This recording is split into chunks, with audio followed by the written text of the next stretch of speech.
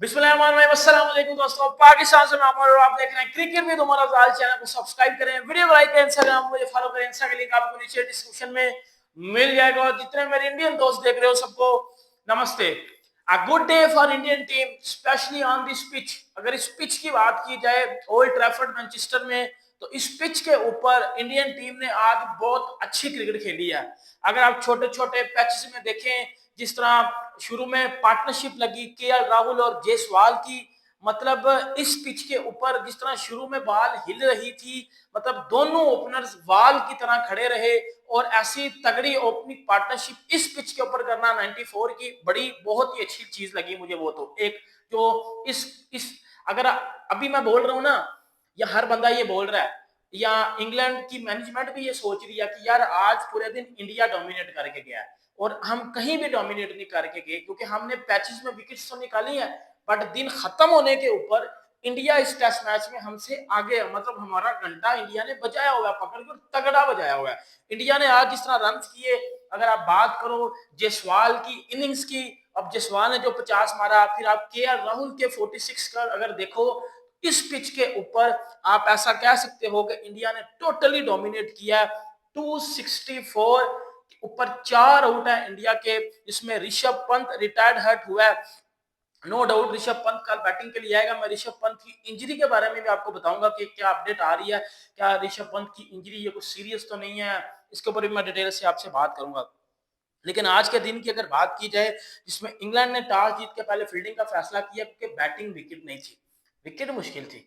इस विकेट के ऊपर आप बॉलिंग तगड़ी कर सकते हो, बैटिंग में आपको अपनी स्किल्स दिखानी पड़नी थी, क्योंकि प्रॉपर टेस्ट क्रिकेट वाली पिच थी ये। मतलब आप ये देखो कि जायसवाल और केएल राहुल ने 90 समथिंग की पार्टनरशिप लगाई 94 की, और 94 की पार्टनरशिप में केएल की विकेट गिरी 46 पे, केएल की विकेट गिरी है। 46 रन बनाया केएल राहुल ने, और उसके बाद जायसवाल ने 58 रन जो बनाए हैं, वो बड़े तगड़े 58 रन थे। और वो भी डॉबसन की बॉल के ऊपर एज लगा, और केएल की सॉरी जायसवाल की विकेट गिरी। लेकिन अगर आप उस टाइम देखो, लंच तक या लंच से पहले जो क्रिकेट इंडिया ने खेली, उसमें तो इंग्लैंड कहीं था ही नहीं ना। मतलब उसमें तो इंग्लैंड मतलब बिल्कुल ही, वो कहते ना कि इंग्लैंड के बच चुकी हुई थी, पैर के स्टोक का घंटा बच चुका हुआ था, ठीक है। लेकिन उसके बाद जो दूसरे, अगर आप सेशन की बात करते हो, तो जिसमें दूसरे सेशन में केएल की विकेट भी गिरती है, फिर उसके बाद जायसवाल की विकेट भी गिरती है, फिर आपके साई सुदर्शन की विकेट भी गिरती है। सॉरी, साई सुदर्शन की तो बात गिरी, फिर जो शुभमन गिल की विकेट गिरी। अब शुभमन गिल की विकेट सबसे बड़ी विकेट थी। मतलब बेन स्टोक का आपने वो सेलिब्रेशन भी देखी होगी, तो विराट को आउट करने के बाद एक बार बेन स्टोक्स ने सेलिब्रेशन किया था, पैन के स्टोक ने वही सेलिब्रेशन गिल के आउट होने पे दिया था, क्योंकि ये पिच शुभमन गिल को सूट करने वाली पिच थी। जिस टाइप का शुभमन गिल बैट्समैन है ना, ये पिच वो थी। अब पिच क्या, अब शुभमन गिल जिस बॉल पे आउट हुआ है, इस बात का शुभमन गिल को भी पता है कि मैंने शायद मैं बॉल को थोड़ा सा मिस जज कर गया हूं, मुझे वो बॉल छोड़नी नहीं थी चाहिए, ठीक है। मुझे थोड़ा सा रूम लेके पीछे होकर उस बॉल को देख लेना चाहिए था कि ये अंदर तो नहीं आ रही। अब गिल ने किया क्या, अब मैं आपको बताता हूँ। अब शुभमन गिल थोड़ा सा विकेट के बिल्कुल पास होता है। अब फॉर एग्जांपल ये विकेट है, फॉर एग्जांपल आप ये देखो, ये विकेट है। अब शुभमन गिल बिल्कुल ऊपर खड़ा होता है, बिल्कुल ऊपर। विराट कोहली भी बिल्कुल ऊपर खड़े होते थे, इसलिए विराट का जो एंड में पता, वो एक इशू चल गया था कि विराट की एज बड़ी लगती थी पीछे, क्योंकि विराट का बल्ला बिल्कुल विकेट के ऊपर, और विराट गिल का भी वही चीज है। रोहित शर्मा थोड़ा पीछे खड़े होते हैं, याद है, बल्ला थोड़ा पीछे से आता है, इस वजह से पुल अच्छी लगती है।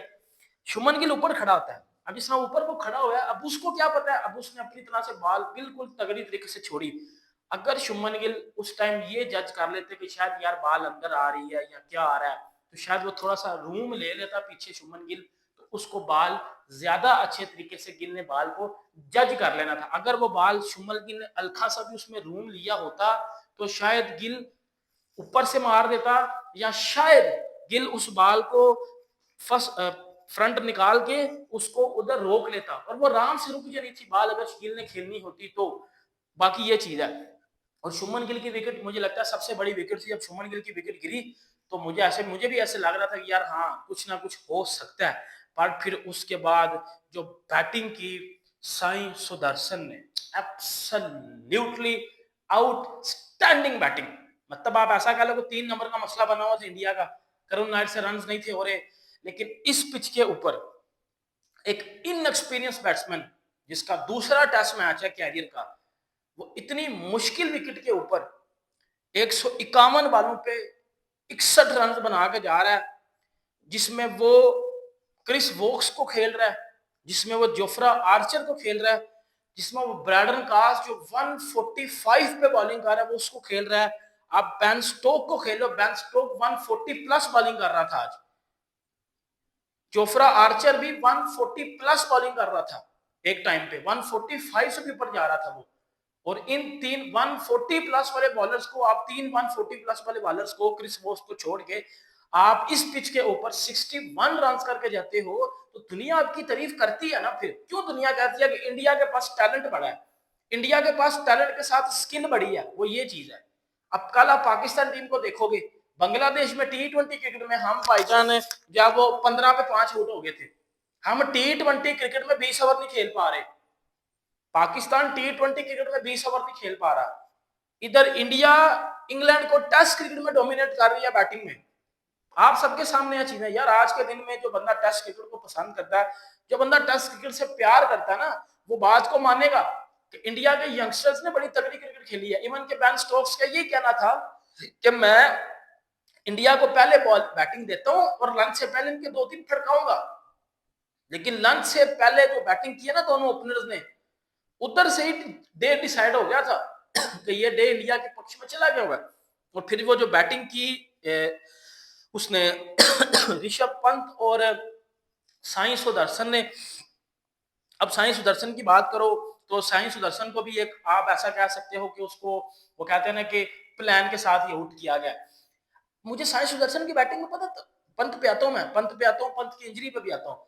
मुझे साई सुदर्शन की जो सबसे अच्छी बात लगी वो पता क्या लगी है, वो बंदा, अब फॉर एग्जाम्पल लेफ्टी है, अब वो बंदा इस तरह खड़ा हुआ है, उस बंदे ने कसम उठाई हुई थी कि मैंने वही बॉल को चार्ज करना है या मैंने उसी बॉल पे कुछ करना है जो बॉल मैं खेल सकता हूँ। जो बॉल उसको नहीं ना पता कि वो अंदर आ रही है या बाहर जा रही है या रिवर्स स्विंग या आउट स्विंग, वो उस बॉल को छोड़ रहा था या अपने तरीके से उसको खेल रहा था।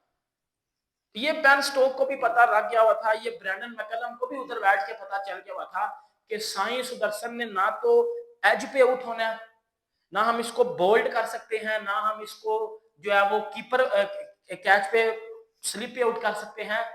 इसको हमने पुल शॉट पे या हमने इसको बाउंसर वगैरह पे आउट करना है, जो कि शॉट पे ही भी आउट होगा। इस वजह से फिर स्टोक्स बेन स्टोक्स ने आखिरी 2-3 ओवर जो किए हैं उसमें बेन स्टोक्स ने उसको जो है वो थोड़े से बाउंसर वगैरह भी किए हैं, शॉर्ट पिच बॉलिंग भी वो करता रहा, लेंथ पे उसको हिट किया गया, उस चक्कर में वो मारने के चक्कर में वो फिर आउट हो गया। मतलब आप अगर टेस्ट क्रिकेट में इस तरह की, तब आप ये देखो, अगर आप प्रॉपर टेस्ट क्रिकेट की पिच पे, प्रॉपर टेस्ट क्रिकेट की पिच है, अगर आप उस पर शॉर्ट पे आउट हो रहे हो ना, तो इसमें आपकी कोई गलती नहीं है। इसका मतलब है कि बैटिंग जो बॉलिंग साइड थी ना, वो आपको according to the test cricket out नहीं कर पाई। टेस्ट क्रिकेट में आप क्या करते हो, एज लगता है, एलबीडब्ल्यू, कीपर पे, स्लिप पे, बोल्ड बोला, वो कुछ नहीं हुआ। अच्छी क्रिकेट खेल गया, बड़ी तगड़ी, बड़ी मजेदार क्रिकेट खेली है। मैं बड़ा साई सुदर्शन की इनिंग से बड़ा खुश हुआ हूँ। और ये 61 रन उसने बहुत अच्छे रन किए हैं और इंडिया पे कंफर्टेबल पोजीशन में आके आज ला के खड़ा कर दिया है। उसके बाद ऋषभ पंत ने तगड़ी इनिंग खेली है। ऋषभ पंत नॉट आउट खेल रहा 37 पे 48 बालों के ऊपर, जिसमें 2 ऋषभ पंत के जो है वो चौके हैं, छक्का। साई सुदर्शन ने भी 7 चौके मारे और ऋषभ पंत अगर वो थोड़ा सा रिवर्स बैट उसने घुमाया और उसको वो बॉल लग गई।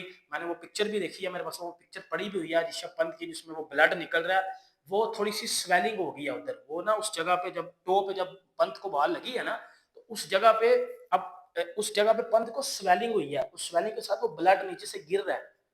पंत सुबह तक इजीली ठीक हो जाए। वो स्वेलिंग जब उतरेगी ना, जब वो स्वेलिंग उतर जाएगी तो पंत सुबह बैटिंग के लिए आएगा।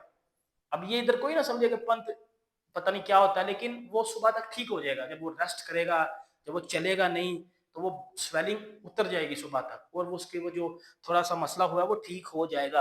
अगर वो भी खेलता तो फिर उसके लिए, क्योंकि वो पंत का एक्सीडेंट हुआ है ना, तो वो बॉडी फिर एक्सीडेंट के बाद उस तरह बिहेव नहीं करती। कभी कभी आपको थोड़ा सा केयर करनी पड़ती है, थोड़ा सा देख दूख के काम करने पड़ते हैं। तो उस टाइम पंत का उधर से जाना ही सबसे बेहतरीन फैसला था, क्योंकि चला नहीं था जा रहा।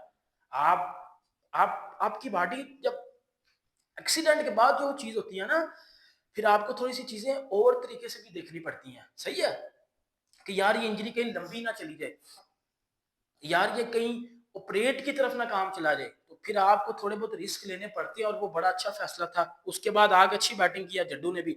जड्डू तो इस सीरीज में आपको आपको ओवरसीज कंडीशन में जड्डू एब्सोल्युटली ब्रिलियंट प्लेयर होता है यार। वो बड़ी तगड़ी क्रिकेट खेलता है। पिछले मैच में उसने जिस तरह वो खड़ा हुआ था इंग्लैंड को, उसने मैं कहता हूँ रुला दिया हुआ था। इंग्लैंड जीता तो है लेकिन जड्डू ने रुला दिया हुआ था। आज भी जड्डू बड़ी तगड़ी नहीं खेल रहा, अभी नॉट आउट खेल रहा है 19 रन 37 बालों के ऊपर। शार्दुल ठाकुर का मुझे बड़ा अच्छा लगा। शार्दुल ठाकुर बड़ी अच्छी क्रिकेट खेला।